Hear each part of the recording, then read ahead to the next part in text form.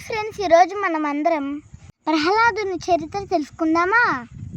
ప్రహ్లాదుని తండ్రి హిరణ్యకశిపుడు తపస్సు చేయడానికి అడవికి వెళ్ళాడు. బ్రహ్మ ఏం వరం కావాలో కోరుకో అనగా అడవి కాని వరాలు పొందాడు.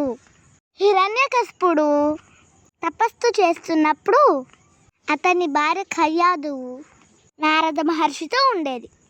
ఆ సమయంలో నారదుడు విష్ణు గొప్పతనాన్ని చెప్పేవాడు. గర్భంలో ఉన్న ప్రహ్లాదుడు కూడా ఆ మాటలు వినేవాడు. తపస్సు పూర్తయిన తర్వాత హిరణ్యకశిపుడు చాలా శక్తివంతుడుగా మారాడు. దేవతలను ఓడించి దేవతలకు అధిపతిగా మారారు. విష్ణు మీద అతనికి తీవ్రమైన కోపం ఉండేది. ప్రహ్లాదుడు చిన్న వయసులోనే విష్ణు భక్తుడు అయ్యాడు. అష్టాక్షరి మంత్రాన్ని ఇప్పుడు జపించేవాడు. ప్రహ్లాదుని విష్ణు భక్తిని మాన్పించడం కోసం గురువుల దగ్గరికి పంపిస్తాడు. కానీ ప్రహ్లాదుడు మారడు. ప్రహ్లాదుడు విష్ణు భక్తి మానలేదని తన తండ్రి పాములతో కాటు వేపిస్తాడు, ఏనుగులతో తొక్కిస్తాడు, ఎత్తైన పర్వతం నుండి వేపిస్తాడు.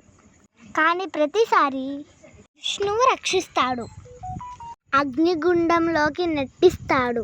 అయినా సురక్షితంగా బయటకు వస్తాడు. హిరణ్యకశిపుడు విష్ణు ఈ స్తంభంలో ఉంటాడా అని ప్రహ్లాదుడిని అడగడు అని అంటాడు.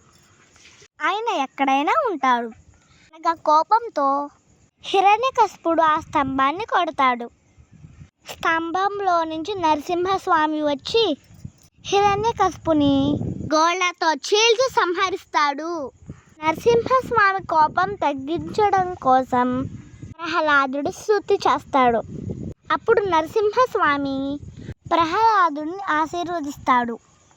జై లక్ష్మీ నరసింహ. నేను మళ్ళీ ఇంకొక పురాణ కథతో మీ ముందుకు వస్తాను. Bye friends. మన ఛానల్ గ్రో అయ్యాక గీతా ప్రెస్ మరియు ఇస్కాన్ వారి భాగవతంలో ఉన్న విధంగా పెద్ద వీడియో చేసుకుందాం. హరే కృష్ణ కృష్ణ కృష్ణ హరే హరే, హరే రామ రామ రామ హరే హరే.